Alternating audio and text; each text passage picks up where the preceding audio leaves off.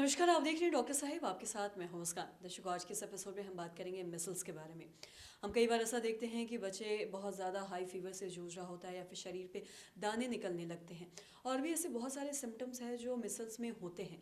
आज इसी पे हम खास बातचीत करेंगे और इसी पे खास बातचीत करने के लिए आज हमारे साथ मौजूद है डॉक्टर निगम प्रकाश। आपको बता दें कि बिहार के जाने माने नवजात शिशु रोग विशेषज्ञ हैं और साथ ही साथ आपको बता दें कि ये हेड ऑफ पेडियाट्रिक्स हैं, रह चुके हैं पीएमसीएच में। सर नमस्कार, बहुत बहुत स्वागत है आपका। नमस्कार।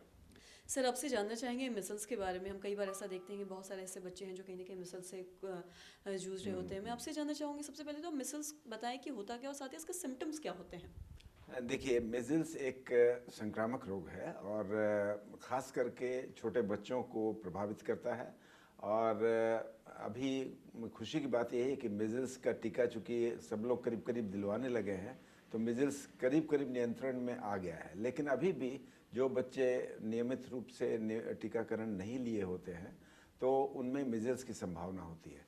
मेज़ल्स एक प्रकार का ऐसा संक्रामक रोग है जो कि सिर्फ उसी वक्त तकलीफ नहीं देता है, बल्कि बाद में भी प्रतिरोधक शक्ति कम हो जाती है और कई बीमारियों का आगाज़ उसके साथ हो जाता है। इसीलिए आपको जानना होगा कि मेज़ल्स जो है वो किस तरह की बीमारी है और कैसे बच्चों में होती है।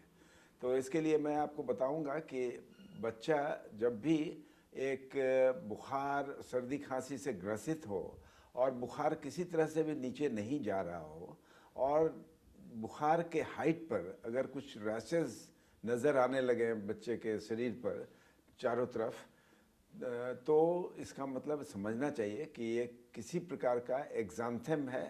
एक प्रकार का ये बीमारी है जो कि मिज़ल्स हो सकती है ना। तो इस मिज़ल्स में सबसे बड़ी बात है कि शरीर पर दाने तो होते हैं, साथ में मुंह के अंदर भी कुछ स्पॉट होते हैं जिसको कॉप्लिक स्पॉट बोलते हैं हम लोग। वो तो देखना संभव नहीं है आम आदमी के लिए, लेकिन आम आदमियों के लिए ये देखना बहुत आसान होता है कि उसके रैशेस जो है वो पूरी तरह से फेस में भी होते हैं और ट्रंक में भी होते हैं। फेस पहले होता है, फेस से स्टार्ट होता है वो रैश और धीरे धीरे शरीर पर आता है और शरीर के बाद फिर पैर की तरफ जाता है। और ये क्रम जो है 2 से 3 रोज़ तक चलता है और तदोपरांत जो है फीवर में कमी आती है।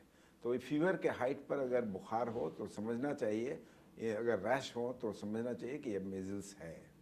जी, और साथ ही आपसे ये भी जानना चाहेंगे क्या अगर किसी को मिसल्स हो जाता है तो ऐसे स्थिति में करने की क्या ज़रूरत है? क्या ये कोई घबराने की ज़रूरत है इस बीमारी में? देखिए, ऐसा है कि मिज़ल्स के कारण जो है बच्चा बहुत हाई फीवर से ग्रसित होता है, तो बच्चे को सिम्टोमेटिक रिलीफ देने की ज़रूरत होती है। मिज़ल्स के लिए कोई एंटीबायोटिक नहीं होता है आमतौर से, लेकिन मिज़ल्स के कारण जो सिम्टम्स होते हैं, ख़ास करके जैसे कि बहुत ज्वर बहुत उच्च तो रेट का होता है ज्वर, तो उस बुखार कम करने के लिए जो दवा है वो देनी आवश्यक होती है।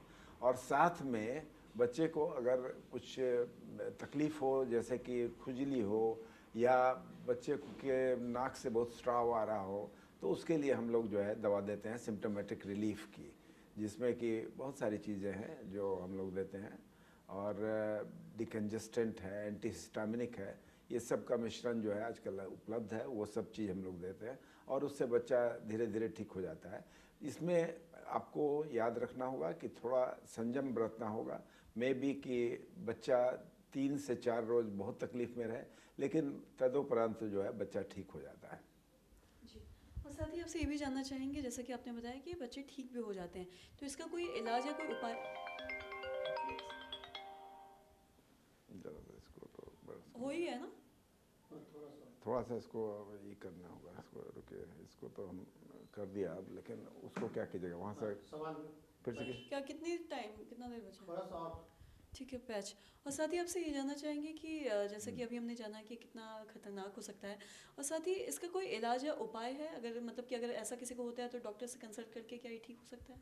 हाँ जी, हाँ, ऐसा है कि अगर बच्चे को तकलीफ़ ज़्यादा है तो ज़रूर डॉक्टर से कंसल्ट करना चाहिए। और जैसा हमने कहा कि उनके लक्षणों के इलाज ज़रूर हैं और लक्षणों के इलाज करने से बच्चा जो है अच्छा हो जाता है और सिर्फ 2 से 3 रोज़ का वक्त लगता है, बच्चा ठीक हो जाता है।